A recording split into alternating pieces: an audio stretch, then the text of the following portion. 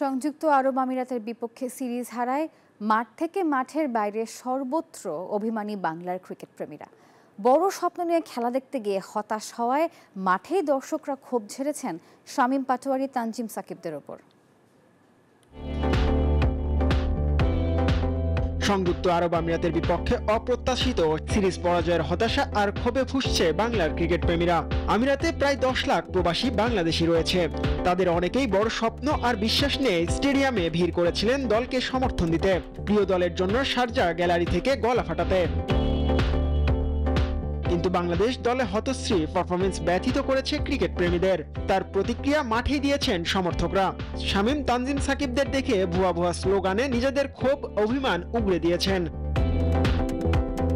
ঘরের মাঠে জিম্বাবুয়ের বিপক্ষে টেস্ট হারের পর আরব আমিরাতের বিপক্ষে টি-20 সিরিজ হার। বাংলার ক্রিকেট এখন অনেকটাই আইসিইউতে। এখান থেকে ফেরাতে পরবর্তীতে উগান্ডা, সেনেগালের বিপক্ষে ম্যাচ আয়োজনের কথা বলছেন সমর্থকরা। এতগুলো শিকার পরে যদি আমরা ইউএই এর সাথে হেরে যাই তাহলে আমাদের কি করার আছে? আমরা নেপালের সাথে খেলবো, আমরা এখন জাপানের সাথে খেলবো, আমরা চায়নার সাথে খেলবো, আমরা আর বড় টিম পাকিস্তানে যাই ফায়দা হবে না আমাদের। আইসিসির সহযোগী দেশ আরব আমিরাতের কাছে নাস্তানাবুদ হওয়ায় মাঠের বাইরে থেকেও সমালোচনা ধেয়ে আসছে লিটন হৃদয়দের দিকে। সামাজিক যোগাযোগ মাধ্যমেও কঠোর সমালোচনায় ভক্তরা।